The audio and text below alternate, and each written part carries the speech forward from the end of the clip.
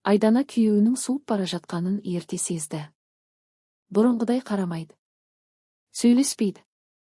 Үйге кеш келеді. Жүрегі шыдамады. Оны қайтаруым керек деп шешті. Бір күні бір әйелді тапты. Саған көмектесемін. Күйеуің тек сені ғана сүйетін болады, деді ол.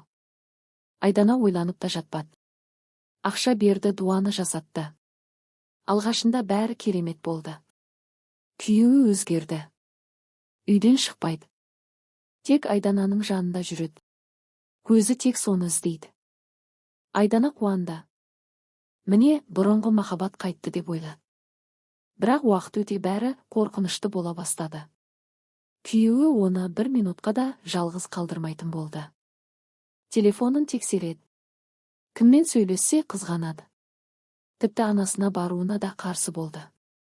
Айдана демала алмай қалды.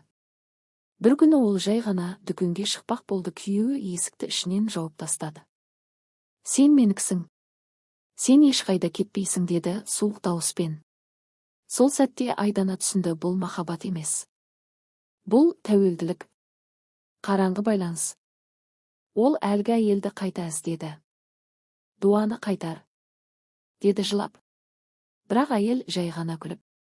Кейбір есіктер ашылады, бірақ қайта жабылмайды, деді. Содан бері Айдана бір үйдің ішінде өзі жасаған махаббаттың тұтқыны болып қалды.